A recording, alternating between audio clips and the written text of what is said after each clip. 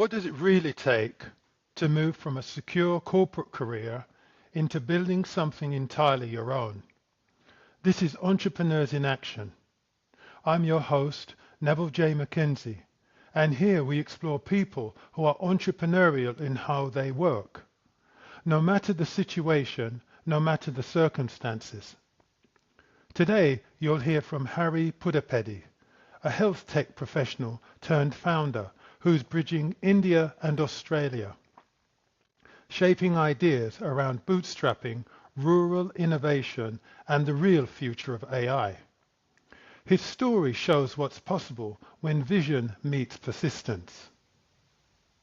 So now, without further delay, let's begin. Hi Harry, it's good to see you here today.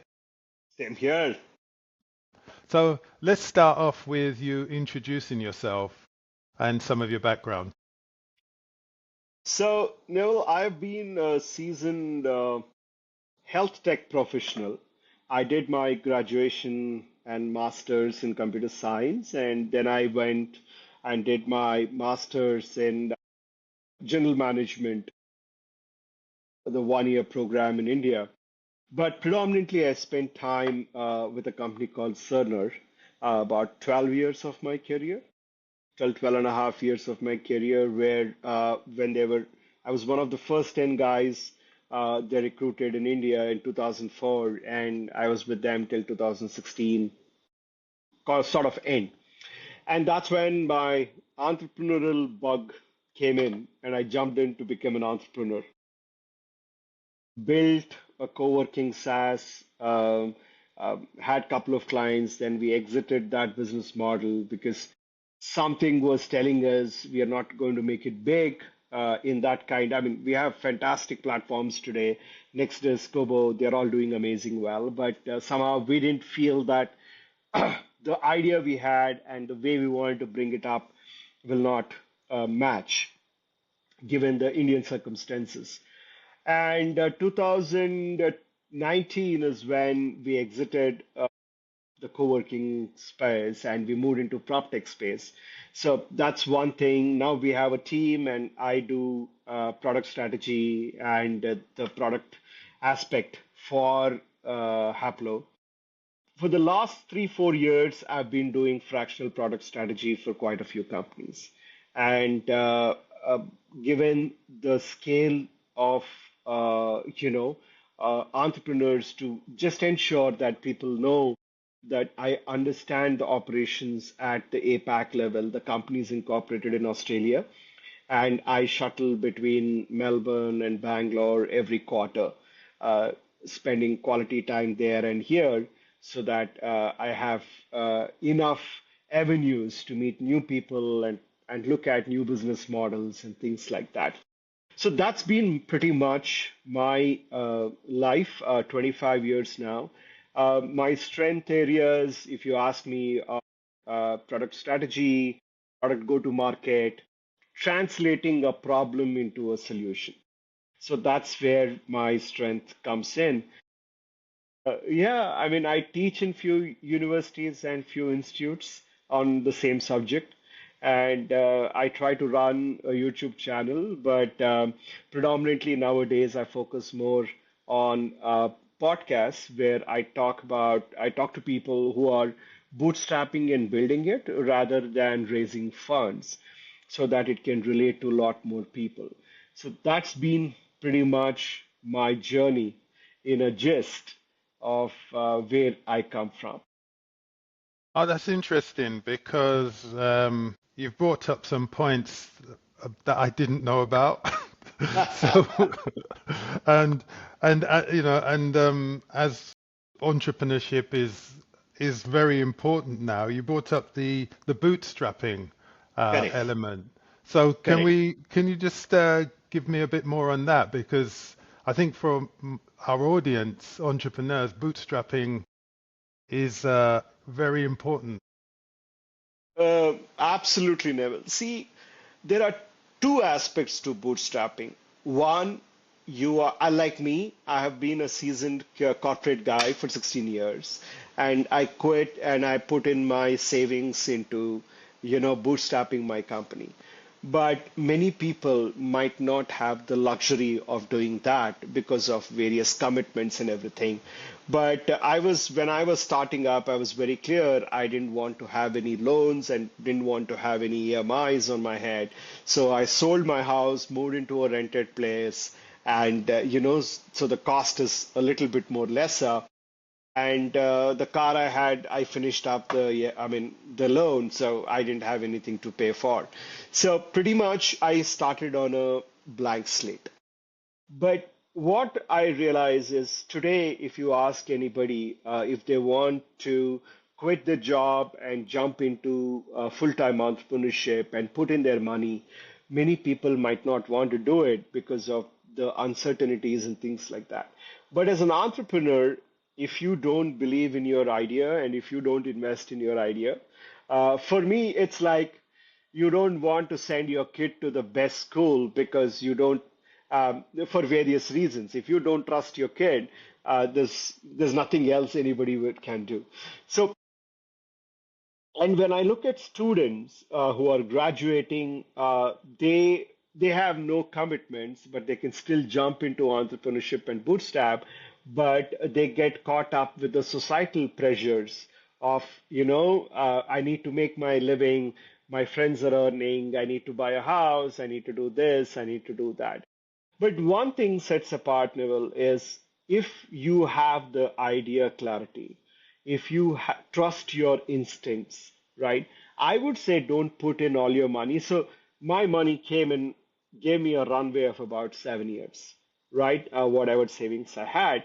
Um, so if you trust your idea, ensure that you invest it in such a way that you don't burn up the cash day one and have better ways to get your idea into the market.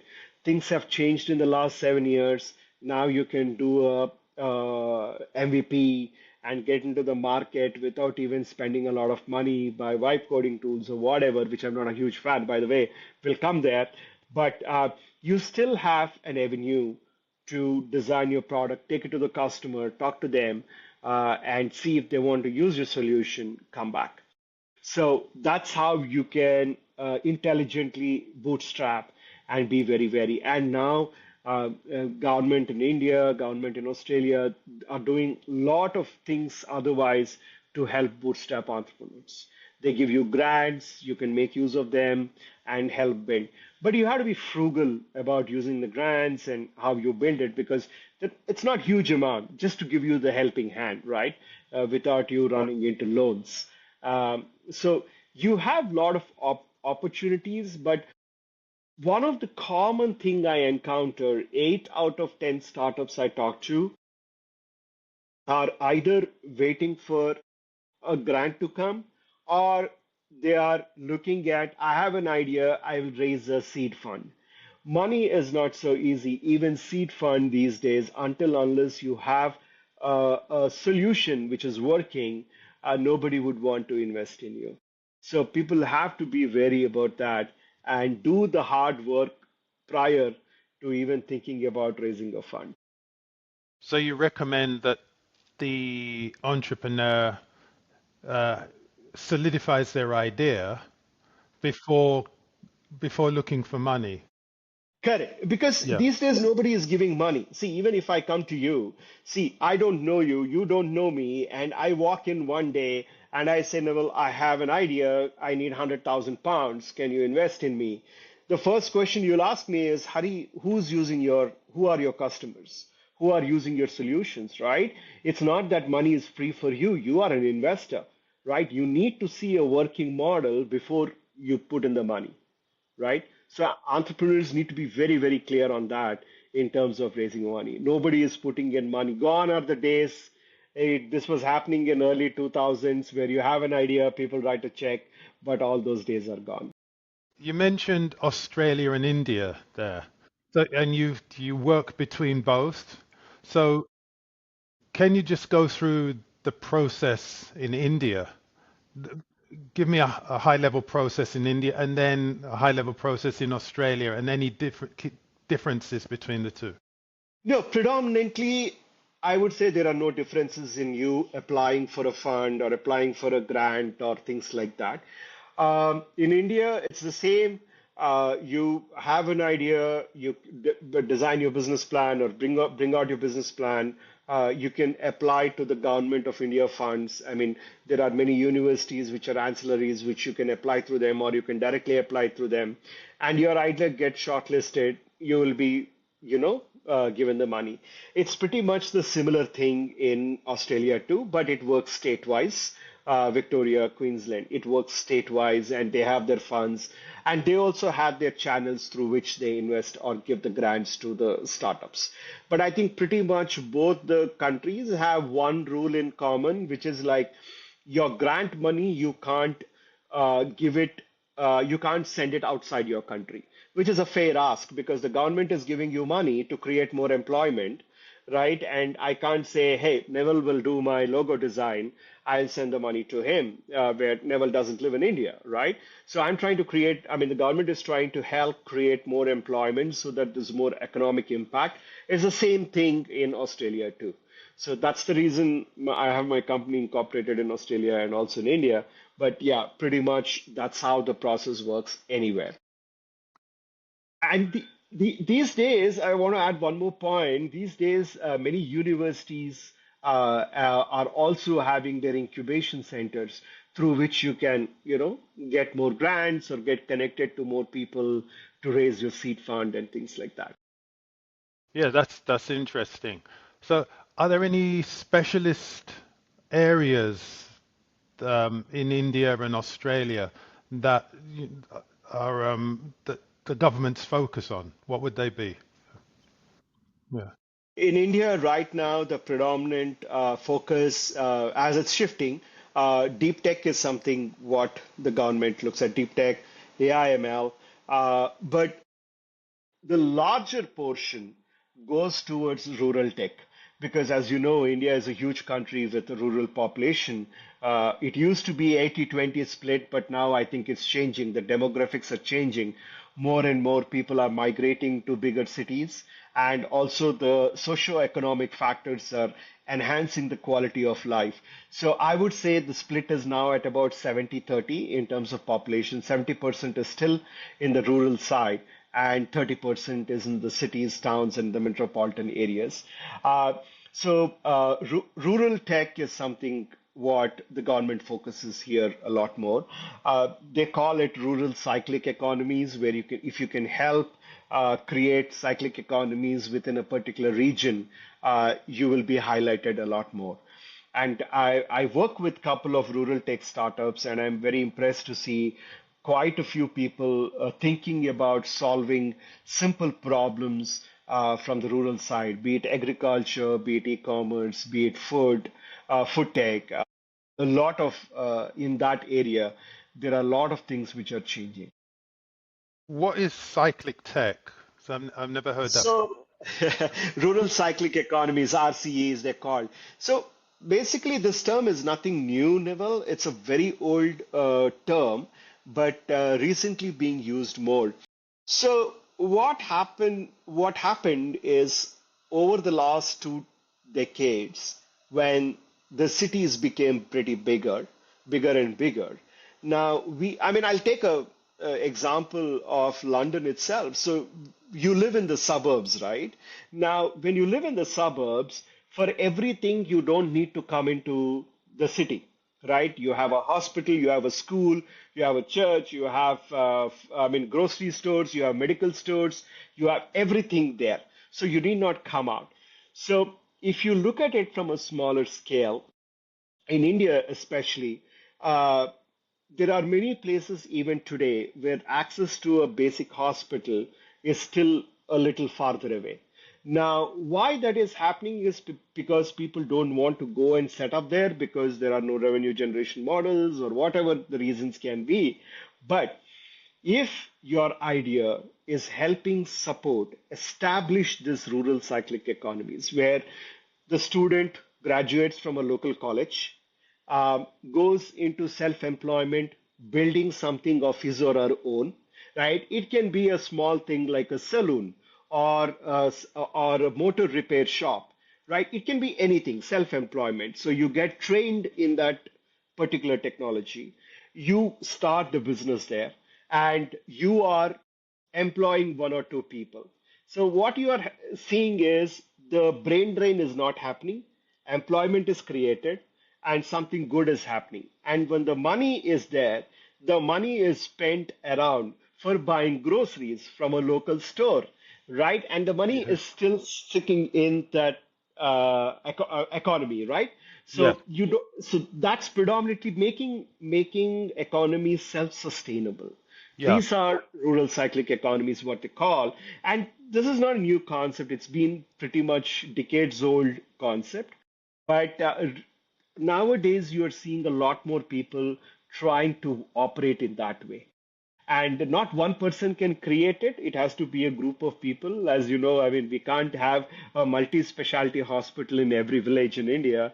So at least something which is, if it's happening around, it keeps the entire economy there. It stops migrations and it helps evolve that particular economy a lot.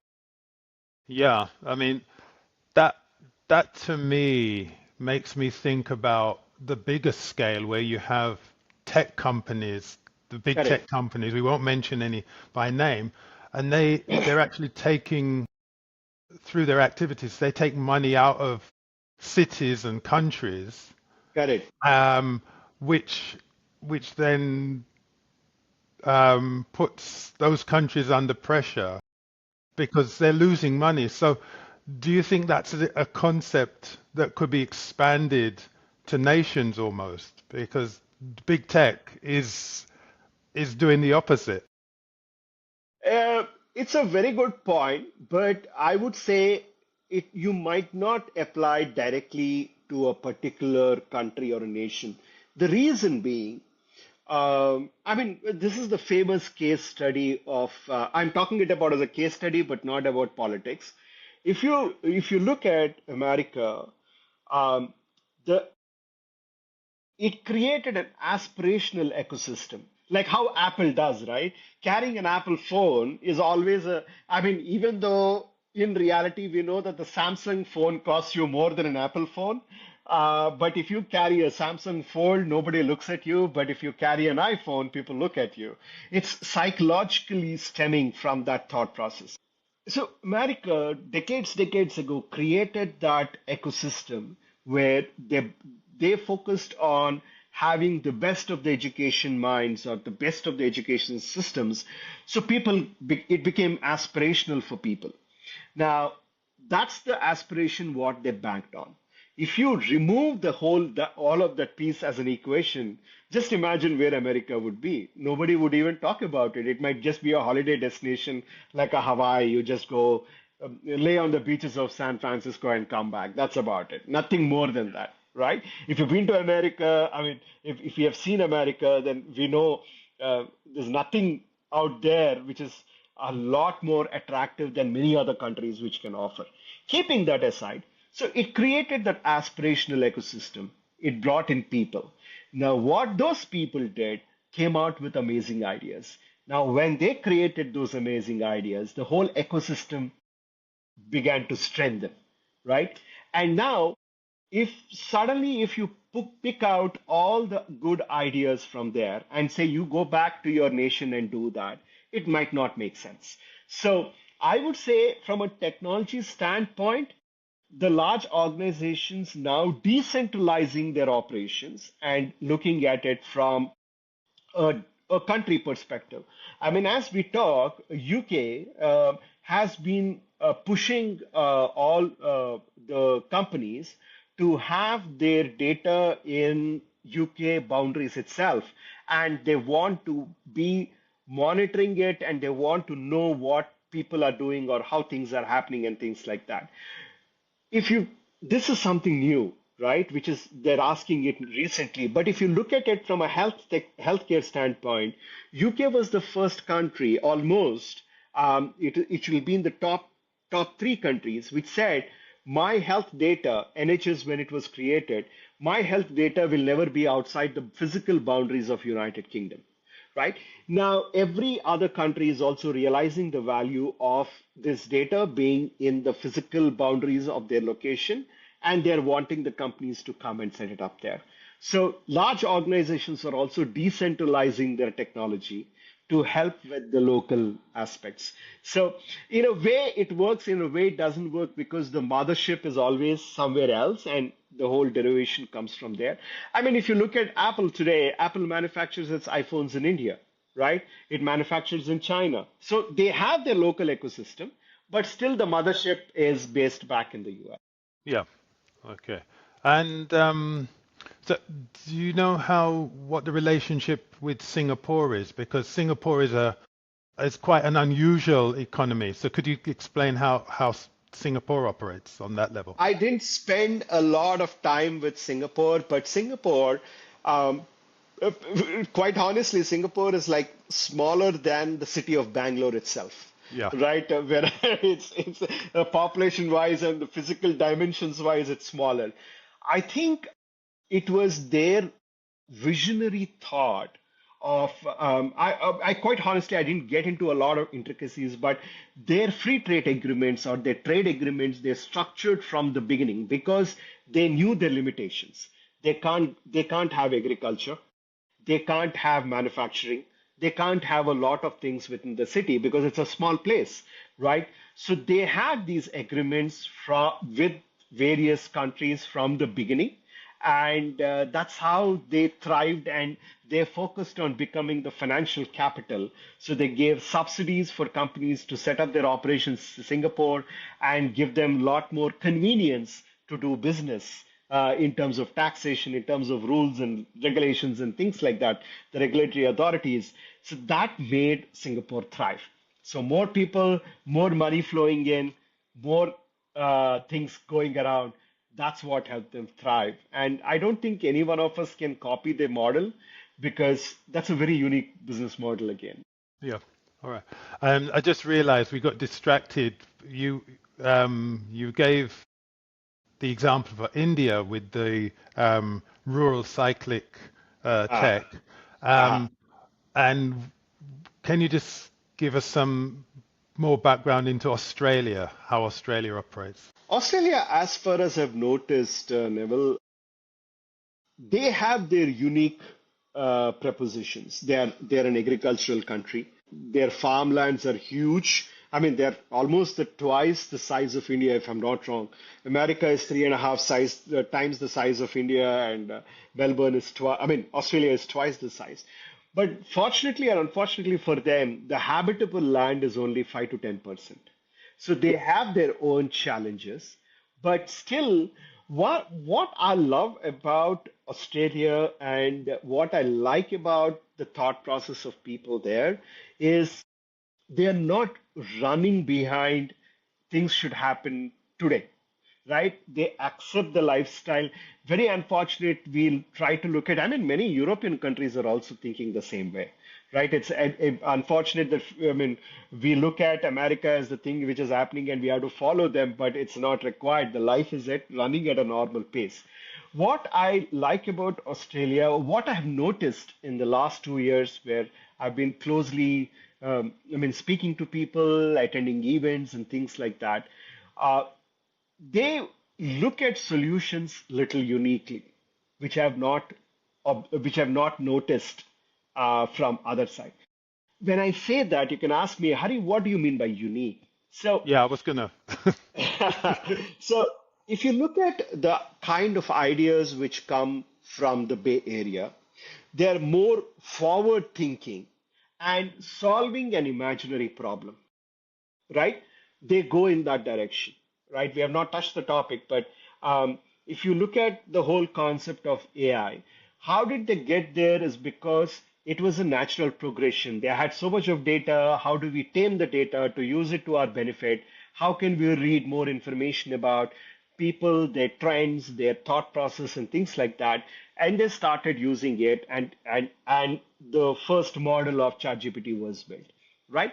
Now, not I mean, ChatGPT can be born anywhere in the world. It can be born in Antarctica. It can be born in Cape Town. It can be born in Bangalore. But why was it born in America? Is because they had access to all that raw data, and that's how the model started evolving. So they're a little forward thinking.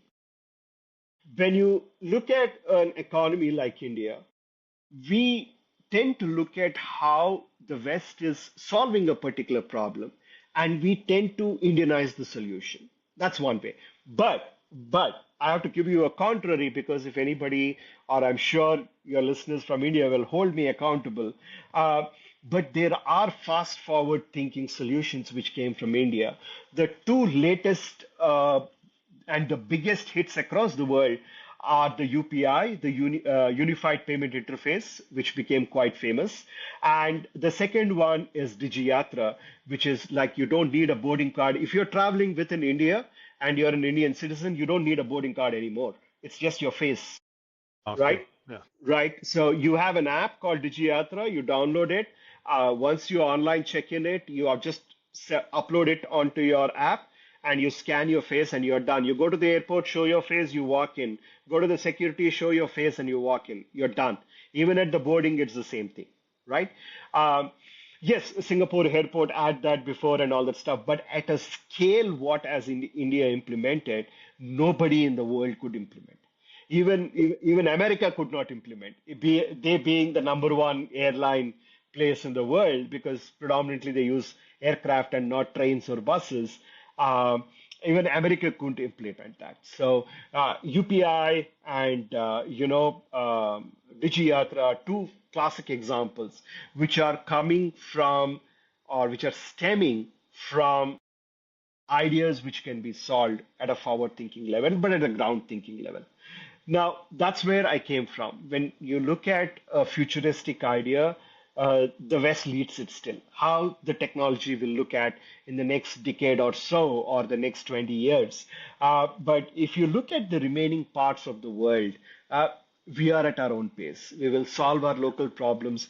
And most number of, I was pretty impressed. There was, if you've been to Australia, you will see they bank on the public transport a lot. Sydney, Melbourne, Brisbane, you have trams and everything.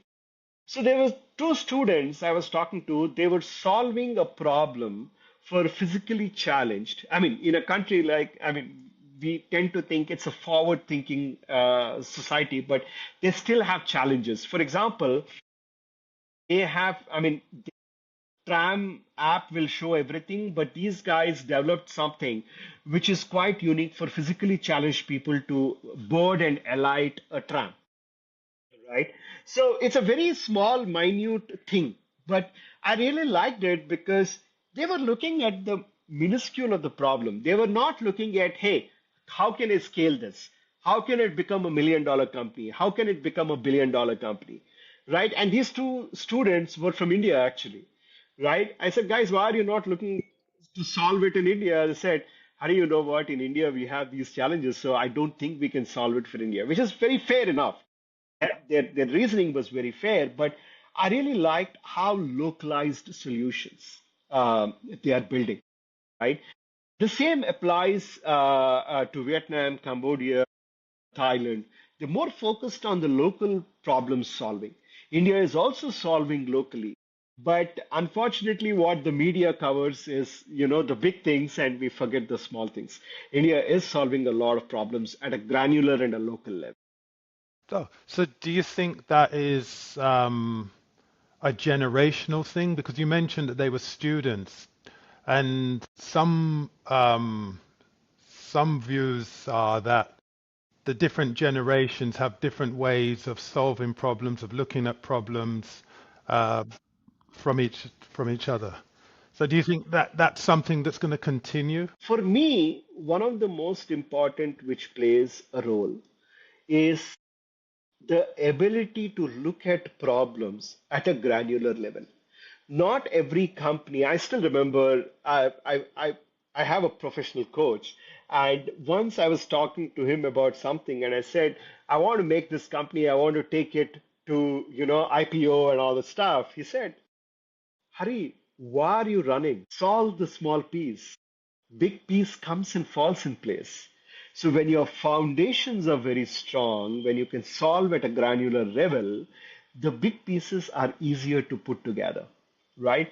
And I think the moment you start looking at the granular problems, uh, or probably we are knowing the stories a lot more, I would put it this way, than a generational thinking. The ability to see more and more people solving granular problems is gaining more attention in the media or in the societal circles. So it helps people, uh, look at them. Not every solved problem need to be solved at a very high level. I'll give you another example of a company which has been silently building solutions for they address the global market first, but they are now succeeding in India. I'm sure you heard about a company called Zoho, which has been in news recently for the Aratai app, which they bought out. I will not call it a competition to WhatsApp, but they have looked at how should I solve it for an Indian thing. What I like about that app is, for example, the other day when you were messaging me, you said, "Hari, is it a good time to call you?" No, what Arate does is it integrates my calendar. So you don't, if I make it public, you don't need to ask me. You can just see if I have an appointment, you don't call. Otherwise, you just call me. That's about it. You create a online meeting and you speak. Zoho solved a problem at a large scale 30 years ago. And today they are known in India. But in India, 30 years ago, if Zoho was solving for India, they would not have been successful because that idea is too futuristic for 30 years ago. But today, it's a required one, right? So there are people who look at futuristic, but they know how to solve.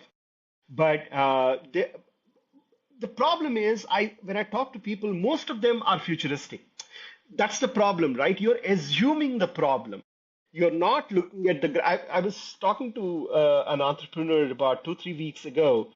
This man has 20 years of domain experience in his industry, and he picked up one small problem, and he wants to build that. And I was so impressed by it. I was so happy, right? In terms of uh, if otherwise, people would assume that the problem is solved or problem is not there. So we need that domain expertise also to understand to solve at a granular level. So with that domain expertise, I'm going through as the points come up. How, with that experience, how did he identify the problem? Because with a lot of Uh, experience, you're gonna see a lot of problems. So how did he Correct. identify that problem? So he identified the problem in three areas. So one is, the economic impact. The second one is the magnitude of the problem, right? So end of the day, when you're starting a business, Neville, you also need to make money, right? If not, I mean, day one, you're not making $1 billion, but you have to earn your survival back, right? It has to generate revenue. So he looked at what is it which is the pain point for these people and how can I monetize that? So he solved that equation. And that's when the whole idea came into picture. He's still at an ideation stage, but I think he nailed it. So let's change tracks. Um, One of the big things that's happening now, you may have heard, is Hmm. AI. Correct. And you do one of your specialities, I think, is the future of ideas. Hmm. So um, in a world with many ideas, Hmm. how do you see AI helping people or influencing people, or what do we do with AI to help us with our future ideas? So the topic is like an ocean, Yeah. but I'll give you my first thoughts. Yeah. 80% of the people are getting confused between AI and automation. Automation is different, AI is different. Point number one. Point number two, the number of tools available for truly incorporating AI into your daily life are very less in number today. They are dominated by the few people on the West, right? The mass acceptance of AI, yes, people have understood the power of using reasoning models like ChatGPT or Claude and things like that. But on the flip side, I also know people getting confused that Claude and ChatGPT and Perplexity are AI. They are not AI. They are tools of AI which are thinking on your behalf and giving you a better answer. So if I don't know how many people would have used, if you have used Google Scholarly earlier, right? Google regular search is regular search, but if you go to Google Scholarly and searched for some citations of a particular professor on a topic, the results are very, very different than what you do a regular Google search. So I, for me, at this point of time, if you ask Google, I mean, ChatGPT or Claude, it'll give you the most famous answers and things like that. But as the models evolve more and more, so we see, right? Oh, ChatGPT uses a 0.5 version now. Claude uses 0.05 version now. Whatever you see those versions coming up, it's nothing but they're including more data. Point number one, which is more structured. Point number two, the algorithm for the search and understanding the question is enhancing. So I feel we're just at the tip of the iceberg, and it's a long way to go for AI to be in our daily lives, right? The way we use them. So many people talk about, look at Apple Intelligence. Apple is the real, I mean, Apple being the most valuable tech company in the world is the least, their Apple Intelligence doesn't even work. I mean, for me, they're not understanding what Apple is trying to do, right? You have to get into their shoes. They're not dumb, right? They're Yeah, very, yeah. they are, we have to accept they are the most valuable company. You look at Gemini, how they have changed the world of using your own Google Workspace for a lot of things. Now, earlier you had a Google Workspace, you were using it for your email and things like that, but they added a couple of products to it, right? Where Notebook LLM, or you took at the new tools, the Banana, whatever it is, they got it. That's changing the entire dynamics of how you look at data and how you visualize the data, right? So Apple is working in a very, very different fashion. Google is working in a very different fashion. Samsung is working in a different fashion. But unfortunately, when you go and search on YouTube, it's a very sad story, but I think that's the reality, what the people want. Most people are stuck to, I see a lot of videos, how Apple intelligence works versus Samsung intelligence works, taking a photograph and cleaning it up. That is not AI. Cleaning is not AI. It's just a Yeah, dumb yeah. tool. It's the tool, um, and the AI is what's going on behind the tool. Exactly. But Yeah, yeah. it's the dumbest of the dumbest example we can take, right? We have to look at how the ecosystem is helping you to become more efficient. That's what AI is. And honestly speaking, Neville, right now, I think we are at a very, very early and nascent stages of adoption of AI. AI will come. I was talking to somebody and he said, yeah, today I was talking to Andrew and he said, Hari, I'm not seeing any developer's job changing in the next 5 years. My guess is 2030 to 2045 is when the entire programming perspective changes. Right now, you still have to you look at your code. The vibe coding tools don't help you a lot. They will help you to generate a UI, right? I mean, you just go to Lovable or Cursor or Veo or something like that. You just give a set of instructions. I want a blue color website with this. It'll do that. And then it'll ask you for every command, pay me 10 cents or 1 cent or things like that. So they're very expensive right now. And second, if you look at the code, what they write, you have to do the debugging because everything will not work according to how you want it to work.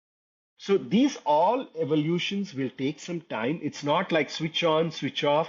Today you go and things like that. And many people I see in the news, this company is laying off 10,000 people because of AI. I'm sorry, no, they're using the word AI, but they're not laying off because of AI. Because even if the company wants to incorporate AI, they need the manpower, they need the hardware power to use it. And today the GPUs are pretty expensive. My guess, Neville, it'll take at least a decade, decade and a half for the the GPUs to be on your phone. At least a decade, decade and a half. So because the number of companies over the last 2 years, big companies or medium companies, when they laid people off thinking that AI was going to replace those people, and now they're having to bring them back to clean up the mistakes. And you have the ratio I've heard is that it's for every out of 100%, only 5% of projects have produced meaningful results. The other Hmm. 95% have either failed drastically or have given no improvement at all. Hmm. Hmm.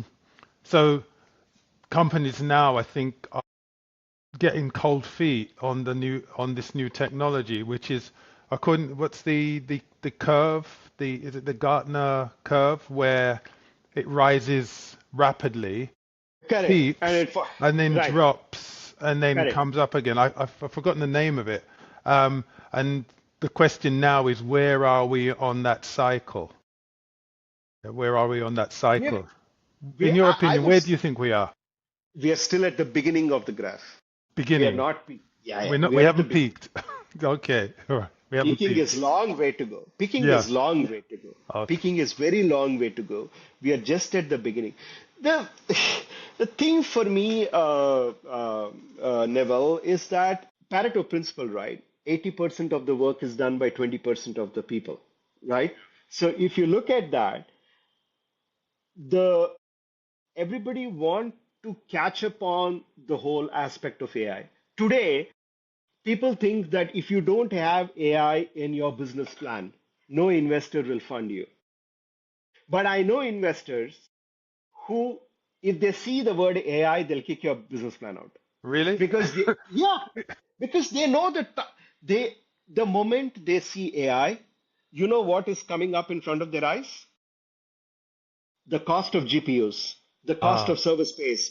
So for them, it's a red alert for them. Oh man, this is going to be capital intensive technology.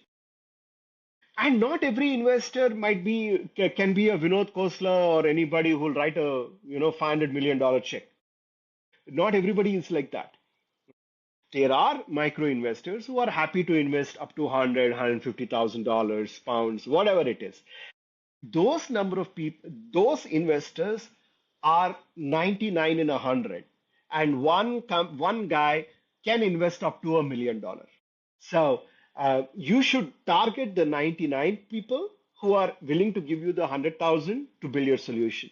For them, the moment they see the AI, they get excited, but immediately it's a red flag for them behind. I know because I talk to VCs and I have conversations. Say, Hari, I mean, we are happy if a startup wants to use AI, but we will have an orange light going behind our head because that will become capital incentive. GPUs are not cheap.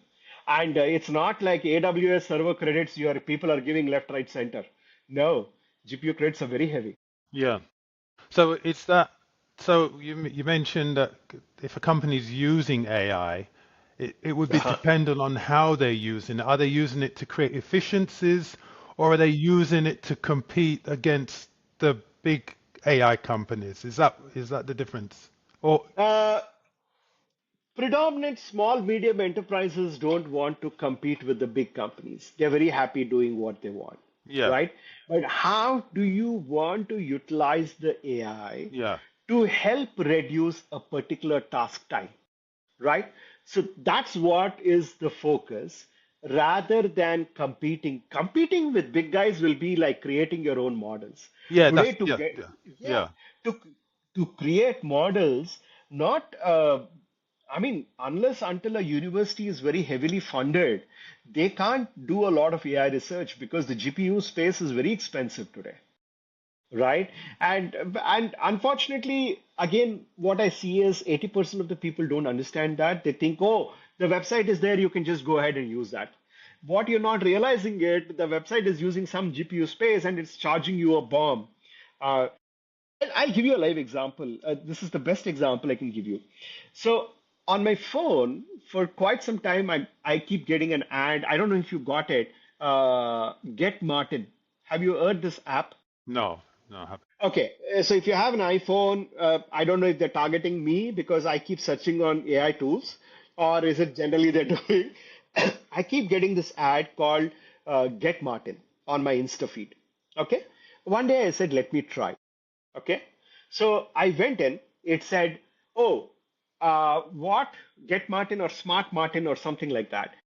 They will have control of my phone. They will have control of my email, my photos, and everything. That doesn't And sound whenever good. I, yeah, because I'm giving the permissions, right, to Yeah, read yeah, my, and yeah, whenever I want to do something, it'll automatically create to-dos and reminders, my flight, blah, blah, blah, blah, blah, everything it does. You know how much is it for month? $40. I yeah. said, ditch it, I don't want it, right? Now, if you look at uh, Gemini on Google Pixel series for phones, the 10 series phones, now, for example, we both were conversing on email, and if I'm sending you a message saying, Neville, what time you want to catch up today, it'll automatically look at the emails and say, hey, Neville said you will be meeting at 2:30 p.m. IST, and here is the link for you to meet, right? It just pops up everything because it's reading all your emails. It's on Google's workspace, right? Now, I found a very cheap alternative to all these things. I use something called Akiflow. It does better and it's in my control. It doesn't read my data, it doesn't do anything. I will tell something to do it, it'll do it. Right? It's not about the capacity of the tool to deliver what it does, but it also depends on you how you make use of the tool. That's also very important. And that takes time to learn. That's Correct. yeah, And the learning curve is pretty steep. yeah. Um, it's like I don't know. My dad in his lifetime could never use a WhatsApp, right? He passed away in 2017, and WhatsApp came in 2011. By that time, WhatsApp was there and all that stuff.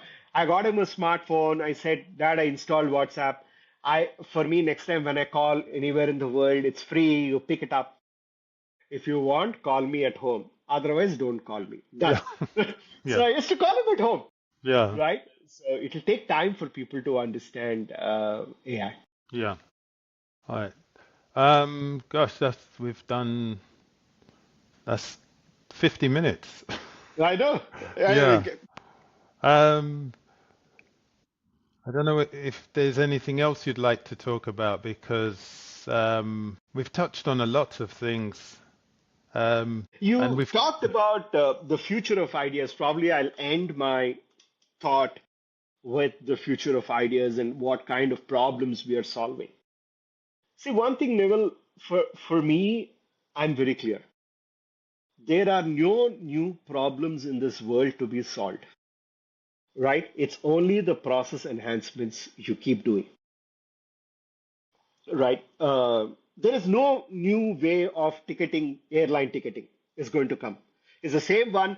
Probably the next time they will say, hey, your phone is connected to our network. So you can just take a picture and we'll allocate your seat to you and your food to you and done.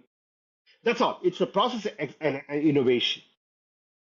What entrepreneurs today should look for is more than commercial viability. Commercial viability will come when you have a meaningful impact of a meaningful problem you're solving.